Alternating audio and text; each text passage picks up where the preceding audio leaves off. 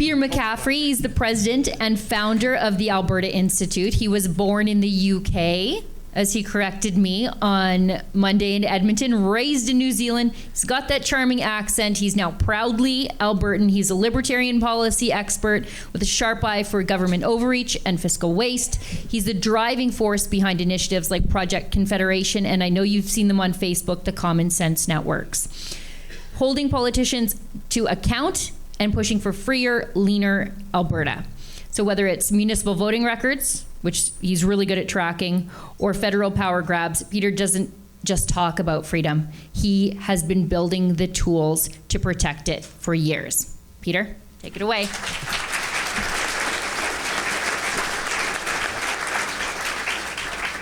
Thanks, Sheila. And I don't know if I'm necessarily even rebutting what Chris has said, because I mostly agree with them. And so I think we're having a discussion about all of the different things going on is kind of how I'm thinking about it. Now Sheila started her first speech this evening talking about how we're going to stop apologizing. But as I started my speech out on Monday in Edmonton, I'm going to start by apologizing, because the left have made it a tradition to apologize and get all your guilt out at the start of speeches. But don't worry, I'm not going to do a land acknowledgement, it's okay. So first off, I'd like to apologize that I didn't really prepare like a full speech. So I'm going to wing it a little bit, and I've got some ideas from Monday. And I did practice a little bit on Monday. And only about 500 new developments have happened since Monday, if you've been following the news. And I told Edmonton that they were getting the raw, unfiltered version, so they were okay with that. Second, as Sheila said, obviously my accent, I'm not originally from Alberta. Born in the UK, grew up in New Zealand, and then moved to Canada. And I actually spent 2 years in Saskatchewan before moving to Alberta, which was a very interesting experience. And particularly with everything going on right now, I think it was very useful to kind of get a bit of a feel for what's happening in Saskatchewan as well, and still have good connections there. But I do like to confuse people by telling them I moved to Calgary for the weather. So that's always a good one. In reality, of course, I moved to Alberta for the freedom. And, no one has ever judged me for not being originally from Alberta. There's been no discrimination. There's been none of that, like, come from away feeling that you might get in Eastern Canada and some of those places. Maybe it's just because I'm not from Toronto, Ezra. I don't know. If I was from Toronto, maybe I'd have suffered more discrimination. And then my final apology is, I have to say, although I live in Calgary, I am an Oilers fan. So, sorry. That one went over better in Edmonton on Monday. So, anyway, so that's all the apologies out of the way. Let's get on to some of the stuff that we're here to talk about. So first off, I'm actually from the Alberta Institute. I run the Alberta Institute. But within the Alberta Institute, we have a number of projects that work on a variety of different things. And so Project Confederation was mentioned before, and that's our project that works on all of the constitutional stuff that we're thinking about. So the way I like to think of it is it's all the things we want the federal government to change at the federal level in the Constitution and the policies, and all of the stuff where we kind of need some agreement and some negotiation and some give and push from other provinces and the federal government. But we talk about and we think about the constitutional changes we want, and I'll come to those in a second. But secondarily, within the Alberta Institute, we also have a little project called the Free Alberta Strategy. And if you've heard of that, the Free Alberta Strategy focuses kind of on the opposite, which is the things we want the Alberta government to do to improve our situation. And the great thing about those things is they're almost entirely things that we can do unilaterally without any permission from Ottawa or from other provinces. And so we're coming at it from two kind of different directions. One, the things we want to fix in Ottawa, but then also the things we can do on our end to fix things.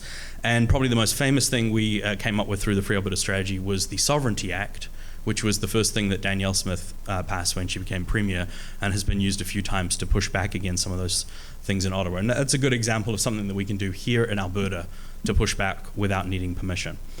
So I've been thinking a lot, not just the last couple of days since Edmonton, but also the last couple of weeks and even the couple of months, as to where my personal view on this is. And maybe it's not quite the same as the average in this room, but I know that a lot of people are kind of feeling this way. And at least for me, at least for now, it could change in a couple of more days with all of the things going on. But at least for me, I'm kind of still at the point where I'm like, I wish we could kind of fix this. I've spent a lot of time thinking about what would be required to fix it, and so I'm probably biased a little bit by the fact that I've spent so much time thinking about what would be required, and I can see a vision of how this could work. But the more time I spend thinking about how to fix it, and the more time I spend watching politicians talk about those ideas and how they would never implement them, the more I come to the conclusion that maybe it can't be fixed. And so it's a little bit of a head versus heart type situation. But I think that's important to understand because, again, there may be some people from both sides of that in this room, but certainly a lot of people talking about separation now are like, no, I'm just done, I just want to go. But there are another big chunk that are still trying to figure this out and figuring out how they're feeling. And the trick with a separation referendum, of course, is that you need 50% plus one.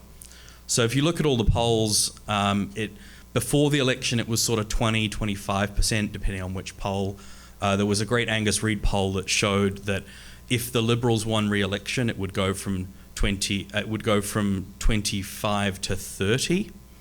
And then Angus Reid did another poll after the election and it had actually gone up from 25 to 36. So quite a bit more of a big jump than people expected. And that shows, I think, just the significance and the really strong feeling that people have. But also, and we have to be blunt about this and we have to be honest about this, 36 is still a long way away from 50, right? And as we had, I think, I won't go too far into this because I'm sure it will come up in the discussion we're going to have later, but we had a really good discussion about this on Monday in Edmonton, where we talked about how the ideas and the motivations and the thought process that have got many of the people into this room to talk about these issues aren't necessarily the best messages and the best communications to use to reach the next 14%. Because if the ideas and the policies and the concerns that brought you out tonight would work on them, they would be here as well, and they're not. So I think that's one of the things we should talk a little bit more about is how do you get from that 36 to 50? And then there's just a couple of other things I thought I'd just throw out there before we get into some of the other questions as well. And this is more just sort of a reflection on some things I've seen online and some of my own personal experiences over the last couple of years. So the first thing I would push back on is this talk in the media that the sentiment is just coming from the fact that the Conservatives lost the election. And I'm sure for a small number of people that's the case who are, very highly partisan. But what I actually think is happening is that there were a lot of people with hope that a new government could come in and fix things. And so the election result is not, our team lost, therefore we're going to throw our toys out and we're going to leave. It's a realization amongst people that the chances of fixing it have gone down. It's become a lot harder to fix now. And if it's become a lot harder to fix, then the alternative option of leaving, relatively speaking, becomes more attractive. And had the Conservatives won, it's not that the Conservatives overnight would have fixed everything and everything would have been great, because I agree that there's been problems on that side of things as well. But there would have been a better chance. And so the appeal of leaving would have been lower for some people. And again, this is different across all sorts of different people, right? Some people are ardent separatists, they're ready to leave tomorrow, they've been ready to leave for 20 years. But if we want to understand and we want to make progress on this, we have to think about all of these different ways that all of these different people are thinking about this approach and realize that that's where some people's heads at, and that yes, the election result would have affected their thinking on this issue and did affect their thinking on this issue, but not in this trivial kind of dismissive way that the media portray it of like, oh, you just lost. No, there's actually some reasoning behind there of why that has been the case. And I got one more thing I'll touch on before I wrap up, and that's before I ran the Alberta Institute, I used to work for an organization called the Manning Centre, run by Preston Manning, who's been mentioned a few times already tonight. And the Manning Centre put on a conference every year in Ottawa called the Manning Conference. It's called something else now, but I used to go every year when I was working at the organization, and I still go most years now. And it's a gathering of conservative-minded people from across the country, whether that be politicians or political staff or activists or news people or think tank people or researchers, all across the spectrum from all across the country.